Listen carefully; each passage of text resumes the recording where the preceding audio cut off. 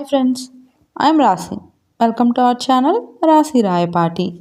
So friends అందరికీ ముందుగా happy Vinayaka Chavithi. అందరూ వినాయక చవితి ఎలా సెలబ్రేట్ చేసుకున్నారు? మేమైతే చాలా బాగా సెలబ్రేట్ చేసుకున్నాం.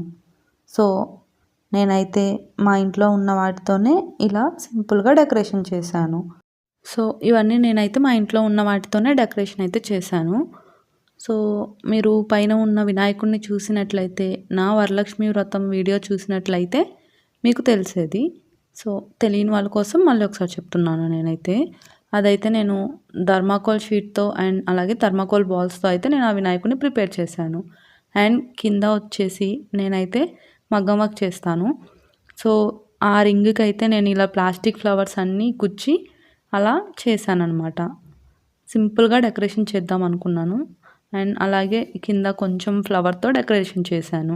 ఇక్కడైతే స్వామివారిని ఆసీనులను చేసి స్వామివారికి అయితే బొట్టు పెట్టి అండ్ అలాగే నేనైతే ఇప్పుడు స్వామివారికి గరికతో మాలను చేశాను. అదైతే వేస్తున్నాను ఫస్ట్. ఇదైతే మా బుజ్జి గణపయ్యకి లడ్డు అనమాట. సో నేనైతే ఇప్పుడు ఇక్కడ పూజకి కావాల్సినవి అన్నీ అయితే రెడీ చేసుకొని పక్కనైతే పెట్టుకున్నాను. ప్రసాదాలు అవన్నీ దగ్గర అయితే ఉంచుకున్నాను. ఇప్పుడైతే నేను పూజకి స్టార్ట్ చేస్తున్నాను. ఇప్పుడు నేనైతే పసుపుతో కూడా గణపతిని చేసుకున్నాను పూజ కోసం. అండ్ అలాగే దీపారాధన కోసం కూడా అన్నీ ప్రిపేర్ చేసుకున్నాను. ఇంకా పూజనైతే స్టార్ట్ చేయాలి. స్వామివారికి అష్టోత్తర నామాలు చదువుతూ పూజనైతే చేశాను. సో ఇప్పుడు నేనైతే స్వామివారికి ఎన్ని రకాల పత్రి వాడతారు పూజించడానికి అండ్ అలాగే వాటి పేర్లు ఏంటో ఒకసారి చెప్తాను.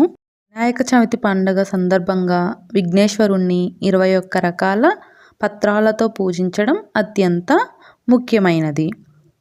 అవేంటో నేనైతే ఇప్పుడు మీకు చెప్తాను. మాచి, గరిక, ఉత్తరేణి, మునగ, ఉమ్మెత్త, తులసి, మారేడు, నీలపు ఆకు, నెలవంక, దేవదార, అగ్నిమామిడి, సమ్మి, జిల్లేడు, మద్ది, వాకుడు, కలబంద, శివ, విష్ణు, బ్రహ్మ, గంధర్వ, మణిపత్రి. ఈ 21 పత్రాలతో వినాయకుడిని పూజించడం వల్ల జీవితంలో వచ్చే అడ్డంకులను తొలగించి విజయాన్ని, జ్ఞానాన్ని పొందవచ్చని నమ్ముతారు. ప్రతి పత్రికి దానికంటూ ఒక ప్రత్యేకమైన శక్తి ఉంటుందని, వినాయక చవితి పూజను మరింత విశిష్టంగా మారుస్తుందని భావిస్తారు. సో నేనైతే ఇక్కడ మ్యాక్సిమం అన్ని పత్రులతో పూజించాను. ఏదో నాకైతే ఒక 5 నుంచి 7 వరకు పత్రాలు అయితే దొరకలేదు. సో మిగిలిన వాటన్నిటితో నేనైతే స్వామివారిని పూజించాను. మా పూజ అయితే కంప్లీట్ అయిపోయింది. అండ్ లాస్ట్లో మేమైతే కథ విని అక్షింతలు అయితే వేసుకున్నాము. సో మీరందరూ కూడా కథ విన్నారా? శ్రీకృష్ణుడు అంతటి వాడికే వినాయక చవితి రోజు చంద్రుడిని చూసినందుకు నీలాప నిందలు తప్పలేదు. మనం ఎంత చెప్పండి.